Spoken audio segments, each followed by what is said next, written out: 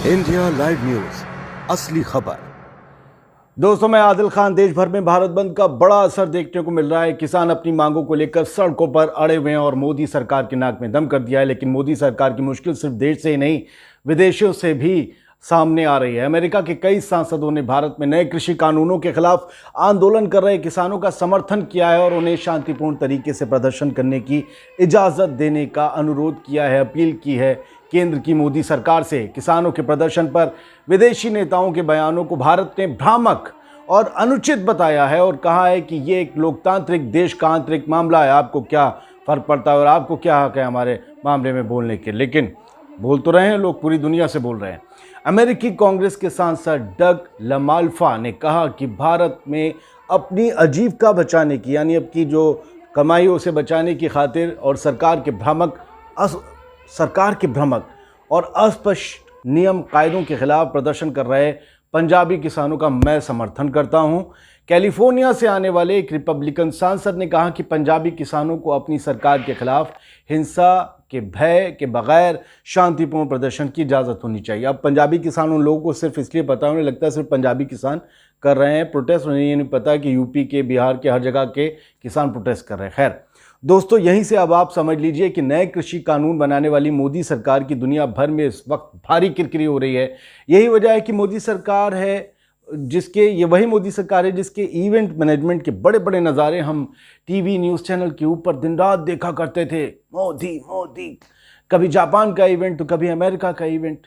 मोदी के जयकारों पर गोदी मीडिया इतराती घूमती थी और आज इन खबरों को वही मीडिया तवज्जो नहीं दे रहा है।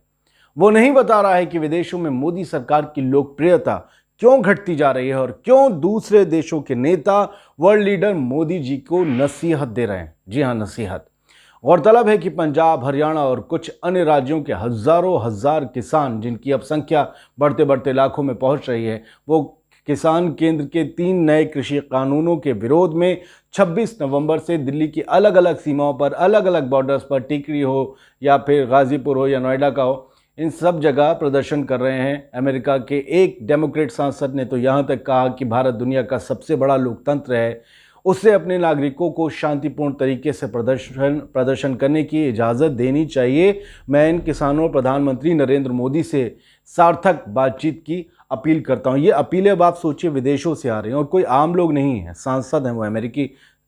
आप समझ सकते हैं उस लोकतंत्र की क्या मजबूती है और कितना बड़ा लोकतंत्र है वो।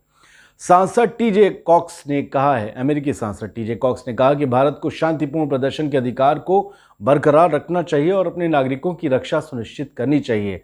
एक और सांसद हैं, उन्होंने कहा कि भारत में किसानों के आंदोलन से प्रेरणा मिली है, समझिए। उन्होंने कहा कि मैं इसे 2021 में जनता की ताकत को उभरने के तौर पर देखता हूँ। क्या संदेश जा रहा है किसानों के इस आंदोलन का।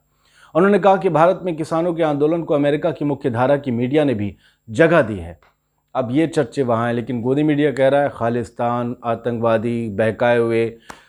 दोस्तों ज़रा सोचिए, अगर यही कुछ सांसद कहते कि भारत की मोदी सरकार बेहद मजबूत है और मोदी से बेहतर कोई नेता इस वक्त दुनिया में है ही नहीं, तो ज़रा सोचिए गोदी मीडिया का क्या हाल होता। एंकर खुशी के मारे लेट लेट के, लोट लोट के, चिल्ला चिल्ला कर बता रहा होता कि पूरी दुनिया में मोदी जी का डंका बज रहा है और मैं उनका फ़ैन हूँ। इससे पहले आपको याद होगा कि ब्रिटेन के 36 सांसदों ने नए कृषि कानून पर मोदी सरकार को नसीहत देते हुए किसानों का समर्थन किया था।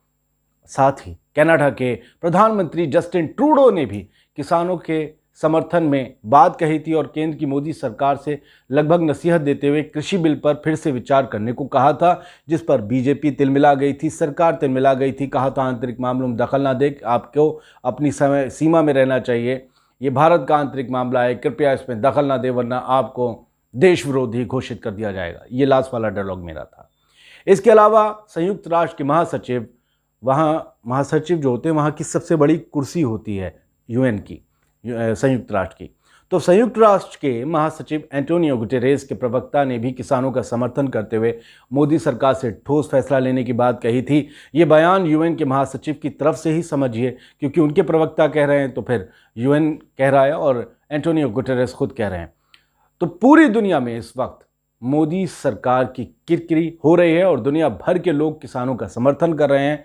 और आज भारत बंद के मौके पर देश भर में किसानों को अपार समर्थन मिल रहा है। कई जगहों नेताओं को नज़रबंद किया गया है, लेकिन किसान नेता किसी के मोहताज नहीं, किसी नेता के तो बिल्कुल मोहताज नहीं। उन्होंने अपने आप के नेतृत्व पर इस पूरे आंदोलन को खड़ा किया है। उनके अंदर कुव्वत है कि वो अपनी बात को दुनिया के नक्शे पर पहुंचा सके और वो पहुंच रही है। उन्होंने केंद्र की मोदी सरकार की नाक पे दम ज़रूर कर दिया है। फिलहाल किसानों का आंदोलन जारी है और देश भर से उनके समर्थन में आवाज़ें बुलंद हो रही हैं। लिहाजा केंद्र सरकार को सोचना होगा कि इस सिलसिले में कोई राह ऐसी निकाली जाए कि जो बंद राहें पड़ी हुई हैं दिल्ली से लगते बॉर्डर्स पे, वो जल्द ही खोली जा सकें। जय हिंद।